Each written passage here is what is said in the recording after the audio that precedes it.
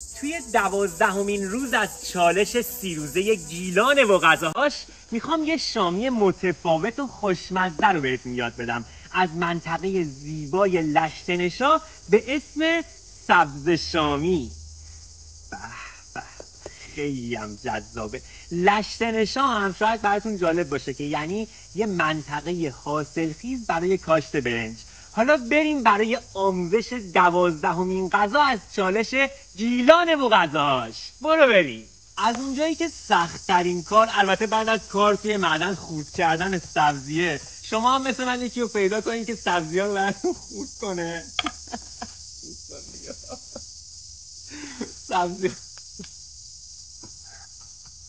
دست شما درد نکنه، لطف میکنین سبزی ها رو خورد میکنید، این زحمت میکشی خانم فیلم بردار. ما به این سبزی ها نیاز داریم: خالواش که این شکلیه، جعفری رو که میشناسین، اینا چوچاقه و این هم گشنیز. باید سبزی ها ریز ریز خورد شن. البته نسبت دقیق سبزی ها و مقدار مواد لازم رو تو کپشن براتون مینویسم. فقط سبزی ها رو باید ریز ریز خورد کنین. حرفه‌ای هم خورد میکنه. ماشاءالله. وقتی که دوستتون زحمت کشید و سبزی ها رو ریز ریز خورد کرد، وقتشه که مواد سبز شامی رو با هم مخلوط کنیم. گوشت چرخ کرده رو می‌ریزیم توی ظرف و یه پیاز رو رنده میکنیم. وقتی میخوایم پیاز رو رنده کنیم، این تهش رو نزنیم که لایه های پیاز از هم باز نشن حین رنده کردن و بتونید راحت تر رندش کنیم. بعد از اینکه پیاز رو رنده کردین، حتما حدود 70% آبش رو بگیرین که حین پختن شامی باعث ترک خوردن شامیتون نشه.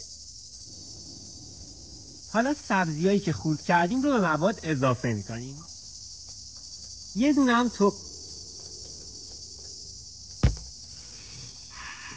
دونه هم تخم مرغ میشکنیم توش.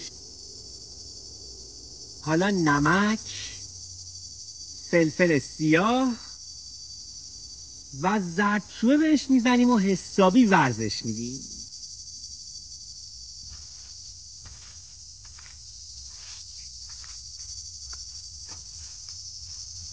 خب موادمون قشنگ ورز داده شدن و به چسبندگی رسیدن. حالا باید توی ظرف دربسته 1 ساعت بذارینش یخچال که هم طعم‌ها به خوردش بره، همین که خنک میشه و اینجوری احتمال وارفتنش این سرخ شدن هم به 0 میرسه.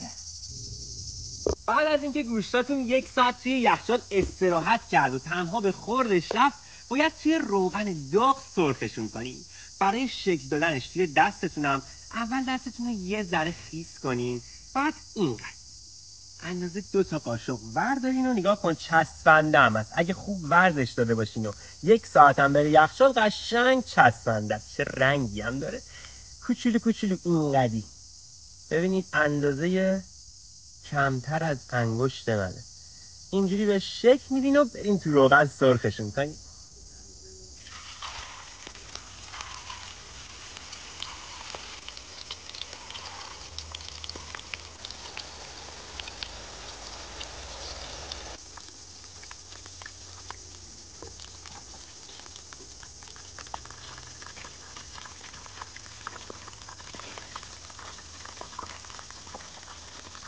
بعد از اینکه 2 طرف شامیا رو سرخ کردین، اونها رو کنار بذارین و بریم سراغ سس خوشمزه‌اش. برای سس سبز شامی 2 حبه سیر رو رنده کنین و 1 کوچولو اول تفتش بدین.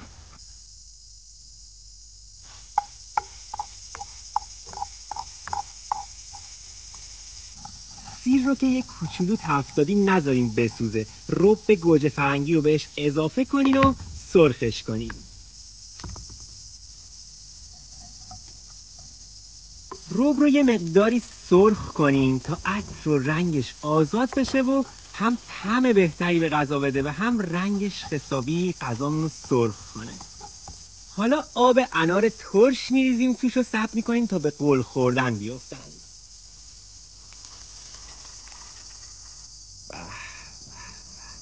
چه سوسیش.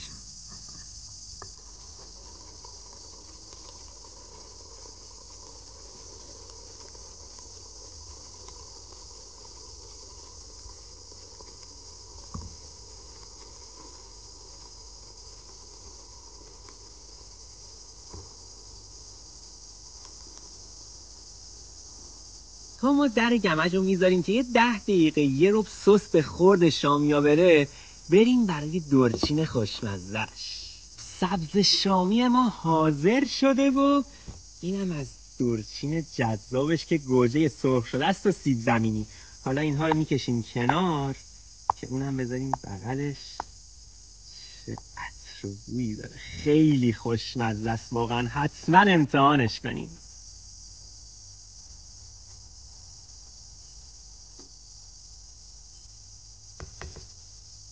حالا برای کنار این سبز شامی خوشمزه چی میچسبه؟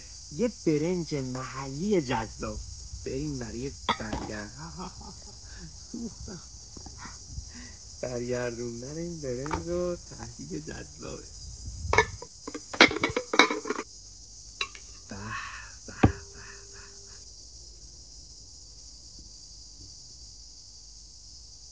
به به به، عجب چیزی شده.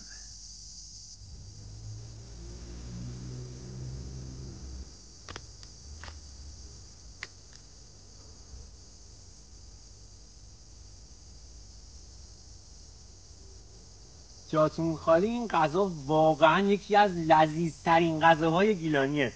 هم سسش لذیذه هم خود شامیا. جاتون خالی. خیلی خوشمزه.